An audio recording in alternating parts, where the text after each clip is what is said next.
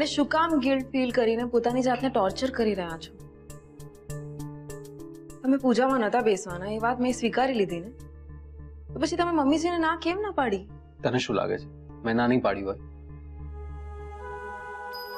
પણ જેમ આજ સુધી મન મારીને જીવતો આવે છું ને, એવી રીતે મારે પૂજામાં પણ બેસવું જ પડ્યું ને. આરવ પૂજામાં પરાણે બેઠો હતો. હે ભગવાન, આમને કેમ ખબર પડી કે આરવ પૂજામાં નહોતો બેસવા માંગતો? હું તને પૂછી રહ્યો છું, જવાબ આપ. આરવ પરાણે પૂજામાં બેઠો હતો? આરવ શું કામ પરાણે બેસે? નહીં એટલે પેલા બંને જણા રૂમમાંથી સાથે બહાર આવ્યા.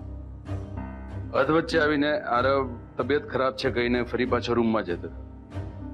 પછી તું ઉપર ગઈ, એને સમજાવીને અથવા તો કદાચ ધમકાવીને નીચે લઈને આવી. એટલે પૂછી રહ્યો છું.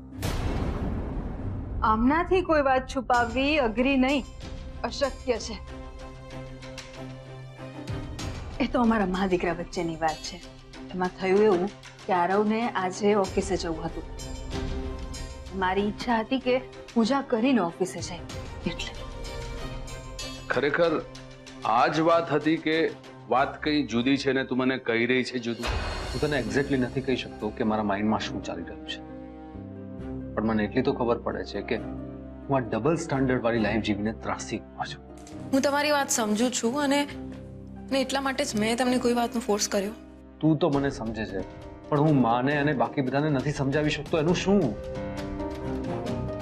તને ખબર છે, આખી પૂજા દરમિયાન મને સતત એવું લાગી રહ્યું હતું કે જાણે રાંદલમાં મને કહી રહ્યા હોય કે આરવ, આયશા અને કોકિલા તો સમજ્યા, પણ તું મને શું કામ ચેતરી રહ્યો છે? તું નથી ઈચ્છતો કે હું તને 2 માંથી 3 થવાના આશીર્વાદ આપું, પછી શું કામ મારી પૂજા કરી રહ્યો છે? ના ચેતર તું મને અને તારી જાતને. કોકી, તને ખબર છે તું મને નથી છેતરી શકવાની, તો પછી શું કામ કોશિશ કરે છે? તું જે મને નથી કહી શકતી ને, મને તારી આંખોમાં વંચાય છે. આરવ અને આયેશાની વચ્ચે કશુંક થયું છે. મારી આંખો પરથી તમને કેવી રીતે ખબર પડી કે એ લોકો વચ્ચે કંઈક થયું છે? ધેટ મીન્સ કે કંઈક થયું છે એ સાચું, કરેક્ટ? બાકી આ ઉંમરે ચોપડી વાંચવા માટે પણ 2 તાળા પહેરવા પડે, ત્યારે આંખોમાં શું વંચાવા? મેં તો હવામાં તીર માર્યું હતું, સીધું નિશાન પર લાગી ગયું. સાચું કહું તો આરવ અને સોનુ વચ્ચે કંઈ નથી થયું, પણ આ તો મારો જ વારે ઘડીએ ચિંતા કરવા વાળો સ્વભાવ મને જ તકલીફ આપે છે. આઈ નો કે હું તને સતત તકલીફ આપી રહ્યો છું, હર્ટ કરી રહ્યો છું, પણ હું શું કરું? હું મારા મનની વાત તારી સાથે શેર કર્યા વગર નથી રહી શકતો ને, એટલે કહું છું. બની શકે ને તો મને માફ કરી દેજે.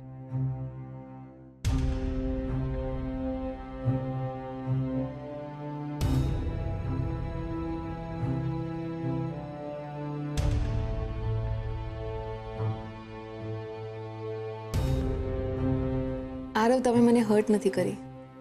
ઇનફેક્ટ તમારી આ નિખાલસતા, આ માનવતાને કારણે મારું તમારા પ્રત્યે માત્ર આદર જ નહીં, પ્રેમ પણ વધી રહ્યો છે.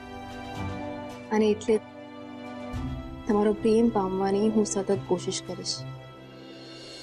કોકી, જે કામ આપણને ન આવડે એ કરવાની જરાય કોશિશ નહીં કરવાની. મને કયું કામ નથી આવડતું?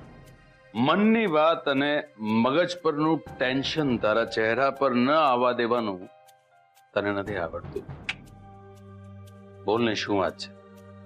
આરવ અને આયેશાની વચ્ચે બધું ઠીક તો છે ને? તમે પણ. હું સવારે 5 વાગ્યાની ઉઠી છું. મને છે ને બહુ ઊંઘ આવે છે. જય શ્રી કૃષ્ણ. તું બહુ પાક્કી છે કોકી. જ્યારે જ્યારે તારે જવાબ ના આપવો હોય ત્યારે આ જ રીતે છણકો કરીને પડખું ફરીને સૂઈ જાય. આઈ નો ધેટ. કોકી કોકી.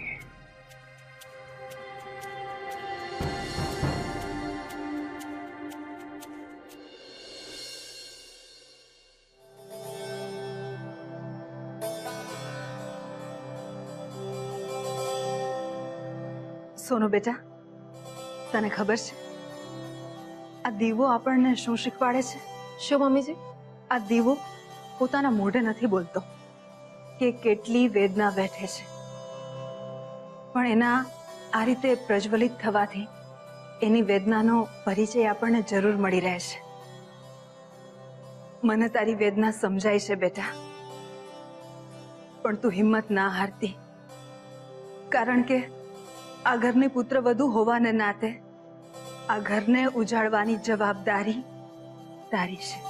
ચોક્કસ મમ્મીજી, અને હું એ જવાબદારી પૂરી રીતે નિભાવીશ. પણ મને એમ તો કહો કે આપણે ઈશ્વરની સામે આ દીવો શું કામ કરીએ છીએ?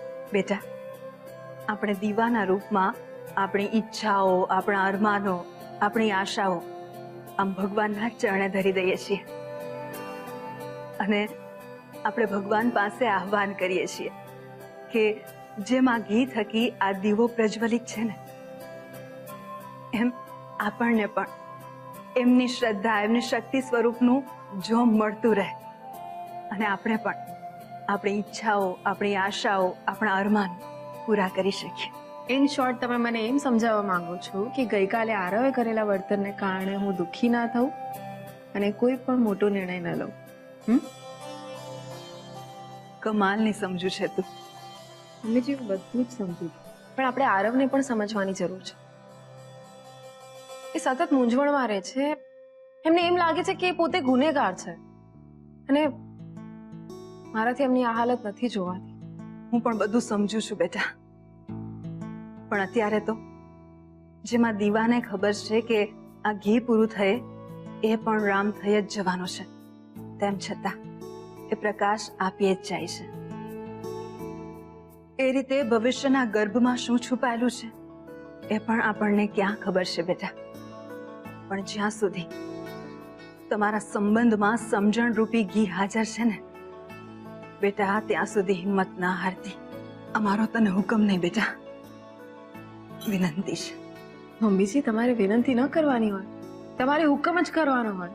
મમ્મીજી, મને યાદ છે તમે જ મને શીખવાડ્યું હતું કે જીવનની હોડીના બે હલેસા હોય છે, એક ધીરજ અને બીજું સહન શક્તિ.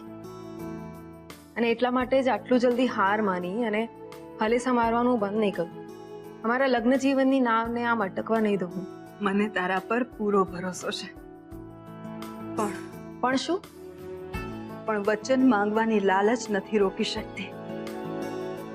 મને વચન આપ બેટા કે તું હિંમત નહીં હારે.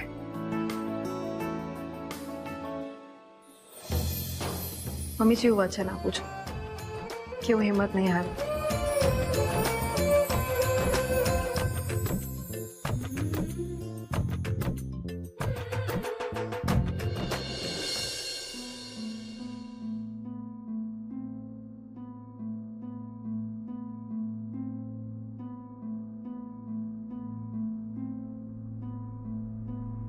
પપ્પા, હવે તો કહો કે તમે અમને શેના માટે બોલાવ્યા છે? મારે તમને બધાને એક ખાસ સૂચના આપવાની છે. હવેથી આપણે બધાએ ખૂબ જ સચેત રહેવું પડશે.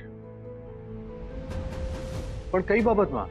બિઝનેસના ફ્રન્ટ પર પણ અને સાથે સાથે ફેમિલી ફ્રન્ટ પર પણ.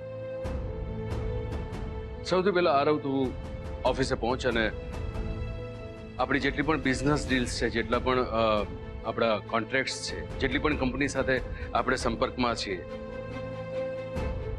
ત્યાં જ્યાં જ્યાં પણ મજુમદાર કનેક્ટેડ છે, લીગલી એને તરત દૂર કરી નાખ.